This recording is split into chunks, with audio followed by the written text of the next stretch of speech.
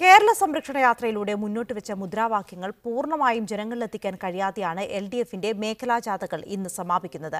ജാഥയുടെ മിക്ക വേദികളിലും പെരിയ കൊലപാതകത്തിന് മറുപടി പറയേണ്ട അവസ്ഥയിലായിരുന്നു നേതാക്കൾ.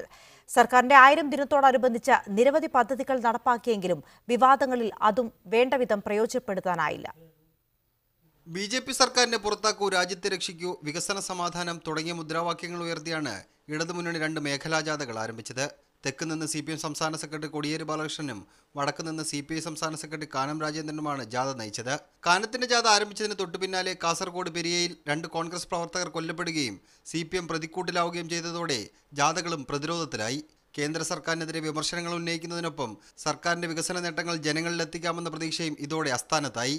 കൊലപാതകത്തിൽ CPMന്റെ ലോക്കൽ നേതാവ് അറസ്റ്റിലായതോടെ ജാഥയിലുടനീളം വിവാദങ്ങൾക്ക് മറുപടി പറയേണ്ട നിർബന്ധിതാവസ്ഥയിലേക്ക് നേതാക്കൾക്ക് പോകേണ്ടി വന്നു.